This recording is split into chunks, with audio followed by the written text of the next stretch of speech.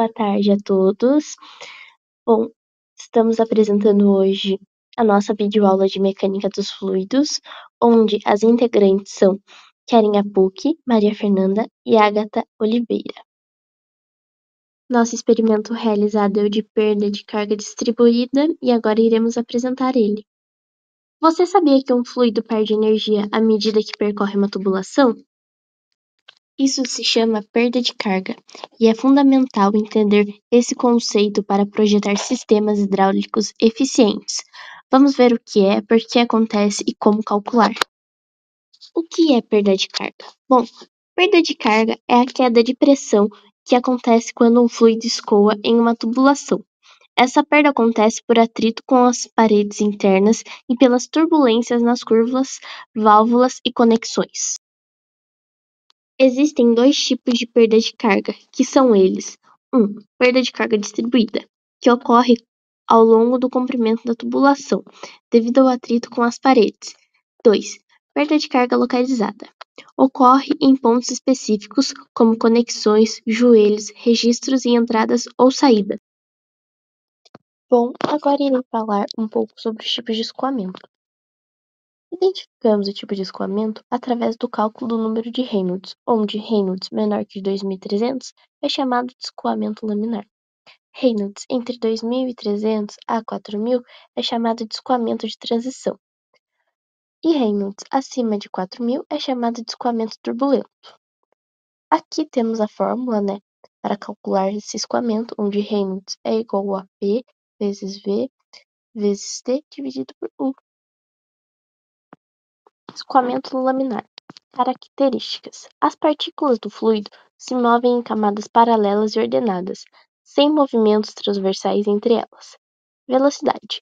Geralmente ocorre em velocidades mais baixas. Um exemplo é o sangue, que é um tipo de escoamento.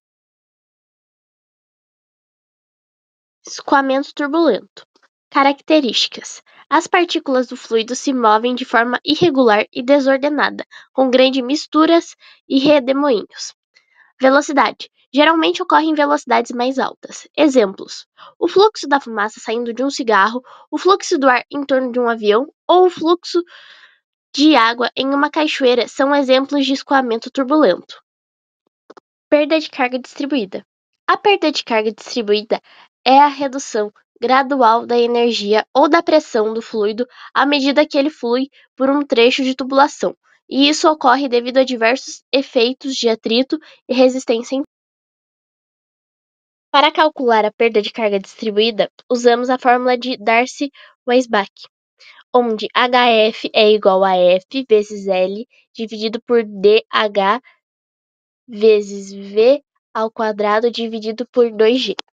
Onde HF é a perda de carga, MCA, o F é o fator de atrito, que depende do número de Reynolds e da rugosidade relativa do tubo, L é o comprimento do tubo, DH é o diâmetro do tubo, V é a velocidade do fluido e G é a gravidade. Agora que já sabemos o que queremos aprender e o fundamento teórico por trás da prática, vamos entender como nós fizemos a prática. Nesse experimento, nós utilizamos da bancada de experimento de perda de carga, que dispõe de diferentes tipos de tubos. Tubos com tubo de Venturi, joelhos, válvulas e etc., usada para medir a perda de carga singular. E também túbulos retos, diferenciando apenas pelo tipo de superfície e pelo diâmetro, usado para experimentos de perda de carga distribuída, que é o nosso objetivo aqui. Essa bancada também dispõe de um recipiente para medirmos a vazão por meio do volume. Essa vazão, como vai ser abordada à frente, vai ser medida pela razão entre o volume encontrado aqui e o tempo que foi cronometrado pelos alunos. Além disso, nós utilizamos um piezômetro para medir a diferença de pressão em dois pontos do tubo. Dessa forma, nós entenderemos como vai funcionar a perda de carga através da diferença de pressão, o que será explicado mais à frente. Por fim, a análise e coleta de dados foi feita por meio de uma planilha no Excel, utilizando fórmulas da ferramenta e também produzindo gráficos que serão usados para analisar o resultado mais adiante. Tudo bem, entendemos o conceito por trás da prática, mas como funcionam os cálculos? Para entendermos os cálculos, vamos começar pela vazão. No experimento feito, temos todos os dados necessários para calcular, e a partir dela, vamos desenvolver os seguintes cálculos. Pela equação do escoamento contínuo, a vazão é calculada pela velocidade com que um líquido escoa por determinada área, mas também podemos calculá-la pela razão do volume pelo tempo. Mas qual a relação das duas? Tudo bem, vamos pensar. Já vimos que a vazão é a velocidade com que o líquido escoa por uma área. Em um tubo de área A e comprimento L, o comprimento do tubo poderá ser encontrado pelo tempo que o fluido leva para percorrer a seção em uma determinada velocidade. Já o volume será dado pelo produto da área transversal pelo comprimento L. Por conhecimento prévio e com a fórmula de L já demonstrada, concluímos também que a velocidade é igual à razão do comprimento pelo tempo. Substituindo na equação de escoamento contínuo, temos que a vazão é igual à quantidade de volume que passa por uma seção em um determinado tempo, dado então pela razão do volume pelo tempo. Em questão de unidades de medida, a vazão, nesse caso, se dá em metro cúbico por segundo. Entretanto, é mais usual medi-la em litros por minuto. A conversão é bem simples. Basta multiplicar o valor encontrado por 1000 para transformar de metro cúbico em litro e depois multiplicar por 60 para transformar segundos em minutos. Agora vamos entender como se calcula a velocidade. Para o cálculo da velocidade, vamos usar a equação da vazão de escoamento contínuo, visto que já temos todos os dados. Fazendo a manipulação algébrica, temos que a velocidade será igual à razão da vazão pela área. Já que estamos analisando um tubo, a área será igual ao π vezes o diâmetro ao quadrado dividido por 4. O número de Reynolds é outro fator de suma importância para entendermos nesse experimento. Como já vimos antes, é ele que vai nos dizer o tipo de escoamento no nosso fluido. Sua fórmula nos diz que o número de Reynolds é igual à massa específica ou densidade do fluido vezes a velocidade vezes o diâmetro ou área molhada. Tudo isso dividido pela viscosidade do fluido. Por fim, vamos aprender a calcular a perda de carga. Um dos objetivos do experimento é determinar o fator de atrito pela equação de Darcy ou pelo diagrama de Moody, que serão abordados mais à frente. A questão aqui é que, se eu não tenho o fator de atrito, como vou calcular a perda de carga? É simples. É possível calcular através da equação de Bernoulli. Essa equação é representada pela conservação da energia de um fluido em movimento. Normalmente, aquela incógnita no final da equação não aparece, mas como na prática os fluidos reais têm viscosidade, que geram perda de carga por atrito com as paredes e turbulência, introduzimos a perda de carga, dado por HF, na equação. Sendo assim, a perda de carga representa a energia mecânica dissipada no escoamento. Como o tubo é horizontal e a velocidade é constante, tanto as cotas z como a velocidade se anulam, visto que são iguais. Sendo assim, só restou o P menos o P2, que é a diferença da pressão. Portanto, a diferença da pressão é igual à perda de carga. Para fixar bem o que aprendemos aqui, vamos a um exemplo prático. Os dados usados são dados medidos no experimento e são reais. Primeiro, vamos calcular a vazão. Como já aprendemos, a vazão é a razão do volume pelo tempo. Utilizando os valores que nós temos, nós acharemos que a vazão é igual a 0,005 metros cúbicos por segundo, aproximadamente. Transformando o resultado para litros, temos que a vazão é aproximadamente 31,89 litros por minuto. Seguimos com o cálculo da velocidade. Já encontramos a vazão e a área será dado pela fórmula já apresentada anteriormente. Π vezes d ao quadrado, o d foi dado já, dividido por 4. Isso nos dá que a velocidade é aproximadamente igual a 1,86 metros por segundo. Para calcular o número de Reynolds, basta substituir os valores na fórmula. Nessa forma, vamos achar que o número de Reynolds é igual a 35.453. E, como já aprendemos, o número de Reynolds é adimensional. Por fim, vamos ao cálculo da perda de carga, que é dado pela diferença de pressão. As expressões já foram dadas, portanto o resultado será 209 milímetros coluna d'água. Ok, aprendemos como foi feito o cálculo e entendemos um exemplo prático. Agora, como determinar o fator de fricção, que é o que procuramos aqui? Nós podemos achar de dois jeitos. Primeiro, a equação de Darcy ou o diagrama de Moody. Na equação de Darcy, nós utilizamos a equação da perda de carga, que já foi apresentado anteriormente também. Fazendo uma leve manipulação algébrica, nós entendemos que o fator de atrito ou fator de fricção será igual à perda de carga vezes 2 vezes a gravidade vezes o diâmetro. Tudo isso dividindo pelo comprimento da tubulação vezes a velocidade ao quadrado. Substituindo os valores na fórmula, que já temos todos pré-determinados anteriormente pelos cálculos que fizemos, nós teremos apenas uma pequena alteração, que é a perda de carga, antes cotada em milímetro por coluna d'água, agora em metros, para ficar coerente com as demais unidades de medidas. Fazendo a matemática, teremos que o fator de fricção ou fator de atrito será igual a 0,0205. Já pelo diagrama, o jeito mais usual e prático, faremos o uso do número de Reynolds, encontrado no exemplo prático, que é aproximadamente 35.000, além da rugosidade relativa, que é igual à rugosidade absoluta do material dividido pela área. Nesse caso, como a nossa tubulação é de PVC, a rugosidade absoluta é de aproximadamente 0,00 milímetros. Deixando os dois valores na mesma unidade de medida, no caso, metro, teremos que a rugosidade relativa é igual a 8 vezes 10 a menos 5. Encontrando esses valores no gráfico e cruzando as respectivas linhas, acharemos que o valor do fator de fricção é aproximadamente igual a 0,022. A pequena diferença entre os valores encontrados nos dois modos é normal e pode acontecer principalmente devido à leitura do diagrama. Como já observado anteriormente, nós realizamos o experimento, cálculo e análise de diagrama em 3 tubos diferentes. O primeiro possui diâmetro de meia polegada em uma superfície lisa. Já o segundo possui diâmetro de 3/4 de polegada, numa superfície lisa também. O terceiro, por sua vez, possui diâmetro igual a 3/4 de polegada, porém com a superfície rugosa.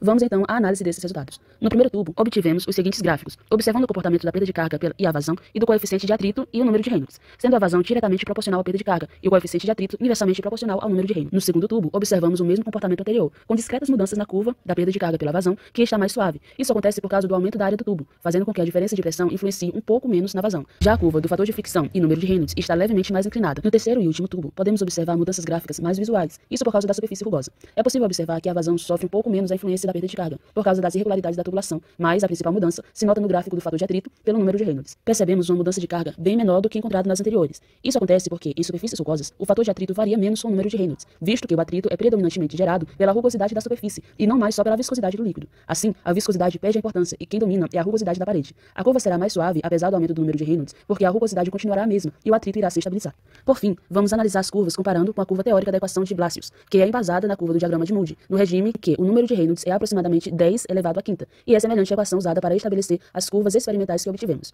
No geral, as curvas se comportam como esperado, exceto pela curva do tubo de meia polegada lisa. Isso quer dizer que a curva está errada? Não, e eu vou explicar por quê. O tubo de meia polegada tem menor diâmetro, e isso quer dizer que a velocidade com que ele escoa é maior. Por conseguinte, ele colide mais forte com a parede da tubulação, o que deveria gerar maior variação do fator de atrito. Isso seria visível se estivéssemos analisando o fator de atrito em função apenas da área do tubo. A princípio, os valores do fator de atrito são maiores que os outros tubos.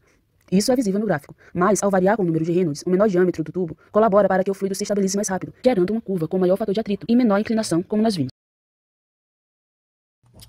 Bom, agora eu vou estar explicando um pouquinho algumas coisas que podem influenciar nessa perda de carga e nesses resultados.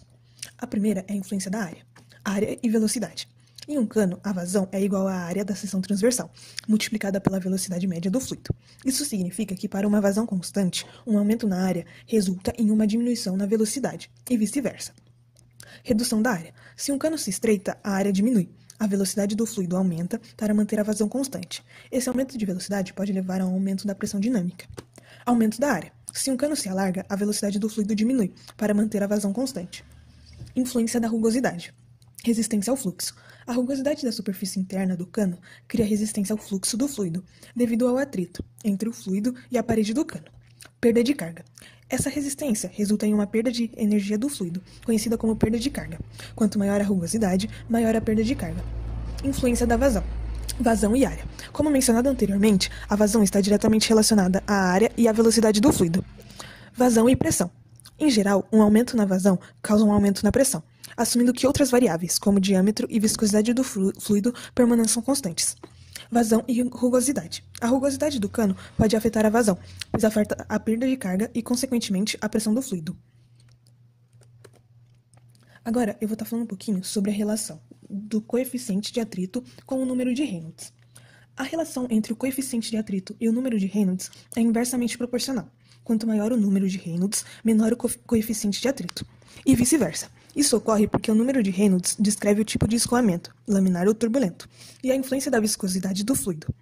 Em escoamentos turbulentos, o atrito é menor, devido à menor influência da subcamada viscosa.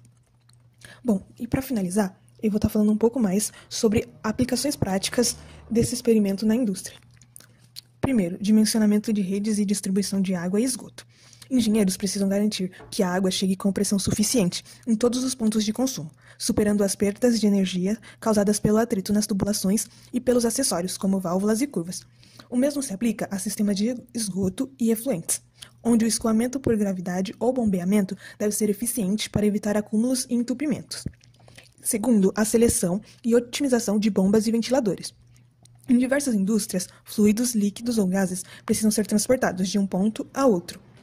A perda de carga determina a altura manométrica total que uma bomba precisa fornecer para movimentar o fluido através do sistema de tubulações. Ao calcular as perdas, é possível selecionar a bomba com a potência e características corretas, evitando o superdimensionamento, desperdício de energia e custo, ou subdimensionamento, incapacidade de atender à demanda. Em sistemas de ventilação, o mesmo princípio se aplica para ventiladores e dutos de ar. 3. Projetos de oleodutos e gasodutos. No setor de óleos e gasodutos podem se estender por milhares de quilômetros. A perda de carga ao longo dessas grandes distâncias é enorme e precisa ser precisamente calculada para determinar o número e a localização das estações de bombeamento para óleo ou compressão para gás, necessárias para manter o fluxo. 5. Otimização de processos químicos e farmacêuticos. Em muitas indústrias de processos químicos e farmacêuticos, fluidos com diferentes viscosidades são bombeados e misturados em reatores, trocadores de calor e tanques.